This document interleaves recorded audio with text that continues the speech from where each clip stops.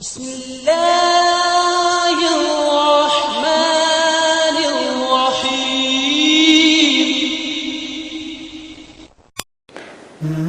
سامعین محترم، آج ہم آپ کو بتائیں گے دجال کے متعلق کہ دجال کیا ہے اور اس کی کیا حقیقت ہے۔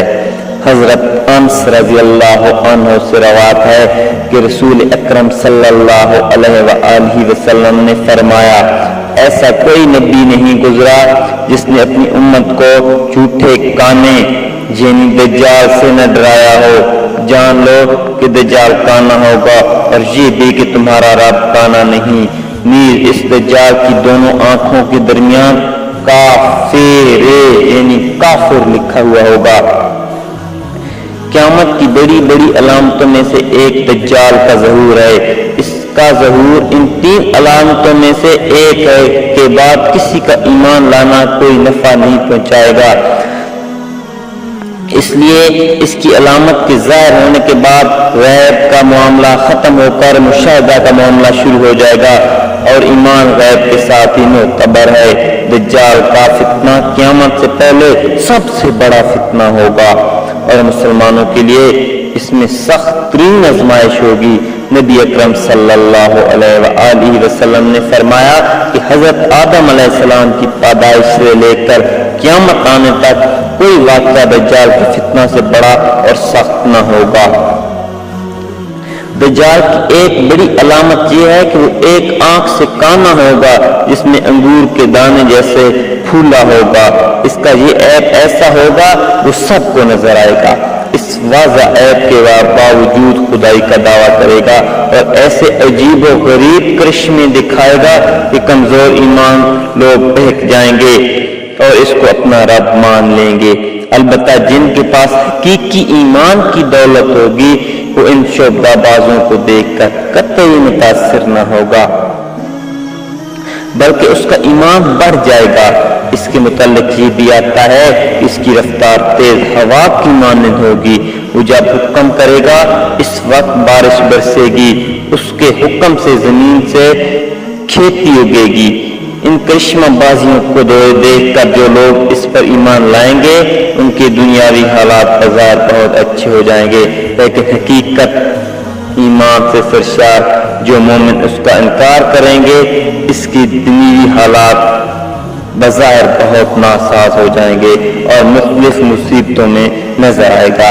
زمین کے خزانے اس کے ساتھ ساتھ چلیں گے، وہ تمام زمین پر فساد پھیلائے گا۔ وہ ایک شخص کو جو اس کے خدا ہونے کا انکار کرے گا اس کو 2 ٹکڑے کر دے گا اور دونوں ٹکڑوں کے درمیان چلے گا۔ اس کے بعد وہ شخص کو دوبارہ زندہ کر دے گا اور اپنی خدائی ماننے کا حکم دے گا، لیکن وہ مومن اس کا انکار کر دے گا۔ ایک روایت کے مطابق اس کے پاس ایک چیز جنت کی طرف ہوگی اور ایک چیز دوزخ کی طرف ہوگی۔ اس کی جنت حقیقت میں دوزخ ہوگی، اس کی دوزخ حقیقت میں جنت ہوگی۔ یہ دراصل اس کی شعبہ بازی ہوگی، اور جن چیزوں کو وہ لوگوں کی نظر میں عیش و عشرت و راحت کی چیز بتائے گا، جن چیزوں کو اذیت و تکلیف کی چیز بتائے گا وہ اس کے بالکل برعکس ہوگی۔ نبی اکرم صلی اللہ علیہ وآلہ وسلم نے ارشاد فرمایا کہ تم میں سے جو اس کو پائے وہ اس کی آگ میں جانا پسند کرے، اس لیے کہ وہ آگ اصل میں شیریں پانی ہوگا۔ آپ صلی اللہ علیہ وآلہ وسلم نے اس کے فتنہ سے بچنے کے لیے یہ بھی حکم فرمایا ہے کہ جو اس کو پائے اس کے سامنے سورۃ کہف کی ابتدائی آیتیں پڑھے۔ ایک روایت کے مطابق دجال کے ساتھ اصفہان کے 70,000 یہودی ہوں گے۔ ایک حدیث کے مطابق اس کا خروج خراسان سے ہوگا۔ اس کے ساتھ جو لوگ ہوں گے ان کو چہرے چوڑے چٹکلے اور رخسار ڈھال کی طرح ابھرے ہوئے ہوں گے۔ اس سلسلے میں اہم بات جو سمجھ لینی چاہیے کہ دجال ایک متعین شخص ہے، نہ کوئی مجموعہ افراد یا کوئی تہذیب۔ اس لیے ایسی کوئی تعبیر کرنا جسے کسی خاص تہذیب کو دجال کا مترادف ٹھہرایا جائے بالکل غلط ہے۔ اللہ تعالی ہم سب کو دجال کے فتنے سے محفوظ فرمائے اور ہم سب کا خاتمہ ایمان پر فرمائے۔ اچھی بات پھیلانا صدقہ جاریہ ہے۔ ہمارا چینل پسند آئے تو اس کو لازمی سبسکرائب کریں، لائک کریں، کمنٹس کریں اور سامنے جو گھنٹی نظر آ رہی ہے اس کو کلک کریں تاکہ ہماری ویڈیو آپ لوگوں تک ٹائم پر پہنچ سکیں۔ شکریہ۔